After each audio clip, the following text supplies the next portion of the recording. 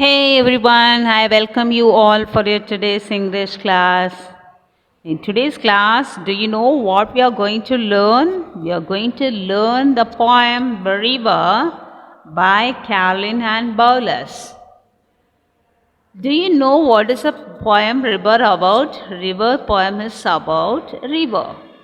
Do you know where does river flow from? River flows from the mountain. Where does it end? It ends in the ocean. A short introduction about Caroline Ann Bowles. Caroline Ann Bowles was an English poet and the wife of Robert Southey, the poet laureate of Britain. She was a poet and a great merit of and produced some of the best work at the threshold of the Victorian era. Yes, Caroline Ann Bowles was a wife of Robert Southey, a poet, a Britain laureate poet, and she too has presented during the Victorian era. She wrote various other works, including The Little Lady Bird, chapter on churchyard, and Tales of the Factories. Caroline Ann Bowles describes her poem River in all its vitality and splendor. The poet compares the four stages of human life in the course of the river. Let us get into the poem. River, river, little river, bright you sparkle on your way, over the yellow bubbles dancing, through the flowers and foliage glancing, like a child at play. This is the first stanza of the poem. Students, already I informed you, Caroline Ann Bowles described in this poem by comparing the life of stages of human life to the river. What is the initial stage of human life? Child. Have you seen a child, how it used to move? It won't be stable for a long time in a place. It used to go here, there, roll from one place to another place, jump from here and there, isn't it? It seems to be highly active. In the same manner, the river is like that. So the poet began the poem by saying that, oh, little river, you sparkle brightly on your way. When you're moving on your way, you seems to be little shiny. River, go dancing over the yellow bubbles while you're moving, while you're traveling on your way, you are dancing over the bubbles. Bubbles, a small, soft, smooth stone, isn't it? You are dancing over that and moving. You glance through the flowers and leaves of trees, dancing all the while like a child at play. You're moving on your way, how the child is playing, how the child is at play, like that you are moving, you are sparkling on your way, you are dancing over the yellow bubbles, and you are glancing. That means you are looking over the flowers and the leaves. So, like a child, you are moving. In the second stanza, the poet compares the river to the youth. Now, from the baby, the next stage of human life is youth, isn't it? In the youth age, human life is little critical, because here, youth age, we do not know which is correct, which is wrong. We would be highly active. Whatever we want to do, whatever we thought of doing, that we used to do. In the same manner, the river is like that. See, river, river, swelling river, and you rush through rough and smooth, louder, faster, brawling, leaping, over the rocks by rose blank sweeping, like impetuous youth. Oh river, oh rising river, you are rushing through the rough places and smooth place. Oh river, oh dear river, you are running over the smooth and the rough place, like a youth. The youth also won't bother about the rough surfaces, whether it is a rough surface or a smooth surface.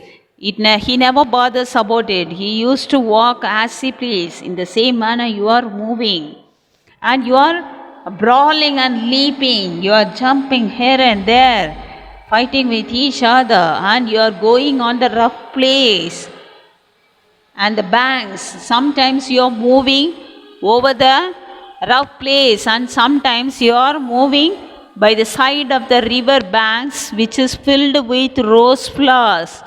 Now you are like a impetuous youth. Now you seems to be a youth person who is moving very fast and quick. See, in the age of youth, we never bother about which is good or bad. We used to act as we please. In the same manner, the river is flowing. Here is the third stanza of the poem. Here, in this third stanza of the poem, the poet compares the hard-working man's life to the river. River, river, brimming river, broad and deep and still as time, seeming still yet still in motion, tending onward to the ocean just like mortal prime. Yes, the poet has compared the hard-working man to the river. How he is giving, what is the explanation? Oh river, which is full, now you are full of water. You are broad and deep and motionless as time. See, normally in the youth, as a hard-working man might have experienced a lot from his life. So normally he seems to be little quiet. So like that, now the river is filled with water, and it seems as though it is not at all moving anywhere.